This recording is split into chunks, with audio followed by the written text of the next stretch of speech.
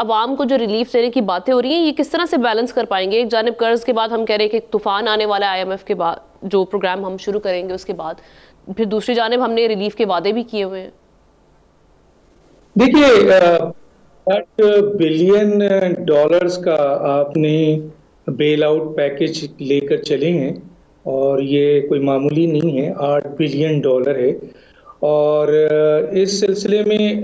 IMF और पाकिस्तान की जो मुआशी टीम है उनके दरमियान कई चीज़ों पे इख्तलाफात ऑलरेडी मौजूद हैं। जहाँ तक ये कहा गया है कि पाकिस्तान जो है वो IMF के तमाम शराइत पूरे कर गया, मेरी इत्तला के मुताबिक ऐसा नहीं है।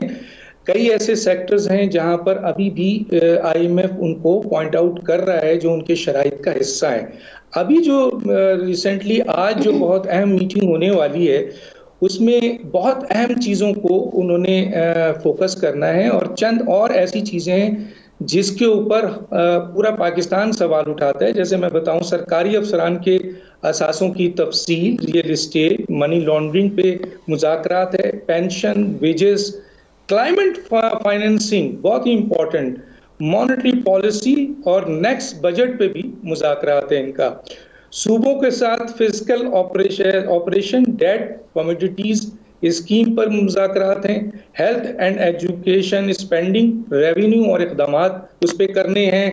एक बहुत ही इंपॉर्टेंट चीज़ है जो डिस्कस होने वाली है और जो नहीं है वो भी बताता हूँ, क्रिप्टो करेंसी और रियल एस्टेट बिजनेस जो है इसको अहम मुज़ाकरात का हिस्सा बनाया गया है। अच्छा, परचून के ऊपर या ट्रेडिंग के ऊपर जो आपके और मिनी बजट के ऊपर हुकूमत जो है वो IMF के साथ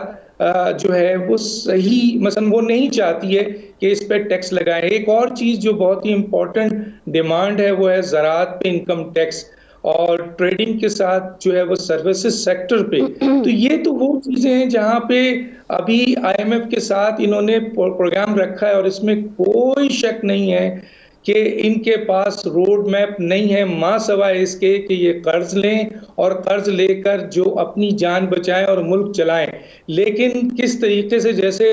निगरां वजीर आजम ने कहा था कि जनाब 10 ट्रिलियन जो है वो हम ले सकते हैं टैक्स, लेकिन सवाल ये पैदा होता है कि हर सेक्टर पे, मैं यहाँ पे टाइम नहीं है, हर सेक्टर पे आपके जो है वो इजाफा हुआ है। कर्ज लेने के बावजूद आपने रिटर्न भी किया है, लेकिन चाहे वो गर्दशी कर्जा हो, चाहे वो अंदरूनी हो, बैरूनी हो,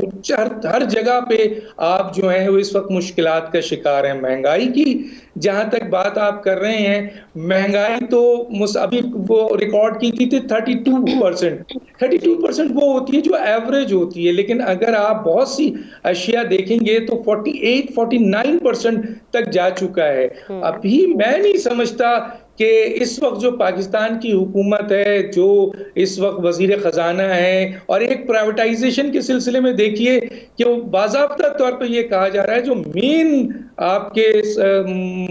मुर्दा हुए मैं आम लफ्जों में कहना चाहता हूं, जो डिपार्टमेंट है जिनको बेचने की बात हो रही है, प्राइवेटाइज की बात हो रही है, मौजूदा हुकूमत और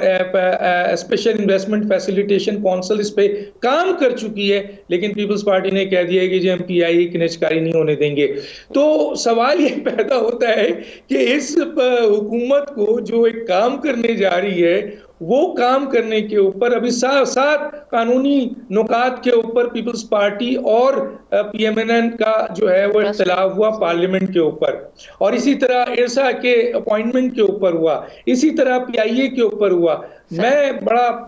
बड़ा इस मामले में तकलीफ मुझे है कि ये हुकूमत जो ऑलरेडी बहुत कमजोर है और जिसकी बागडोर जो है पाकिस्तान पीपल्स पार्टी के हाथ में है, लेकिन काम PMLN ने करना है, रोड मैप है नहीं, पॉलिसी आपकी 8 से अब ये नवी पॉलिसी आप बना रहे हैं, लेकिन उसको इम्प्लीमेंट करने के लिए आपके पास जो एक ताकत होती है, जो आपके पास इख्तियार होता है, वो इख्तियार आपके पास नहीं है।